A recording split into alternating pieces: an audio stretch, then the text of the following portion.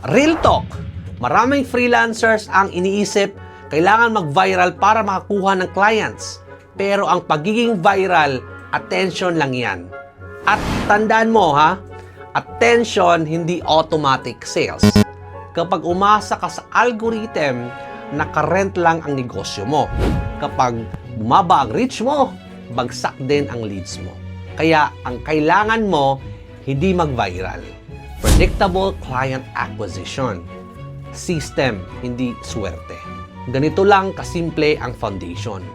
Clear niche, sino exactly ang target mo?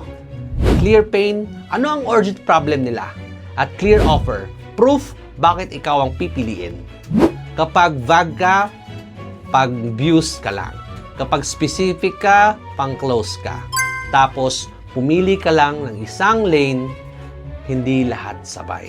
Outbound, referrals, partnership, isa muna. Commit ka ng 30 days. Halimbawa, simpleng outbound math. 50 targeted messages per day, 10 replies, 3 calls, 1 client. Gawin mo yan araw-araw.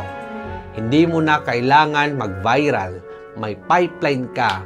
Kahit tahimik ang post mo, pero ito ang madalas nakakalimutan ng marami. Follow up. Kasi karamihan ng clients sa Pilipinas, check ko muna.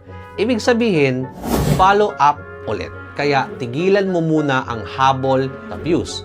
Habulin mo conversations sa tamang tao. Tanong ko sa iyo, anong lane ang pipiliin mo? Outbound, referrals, or partnership?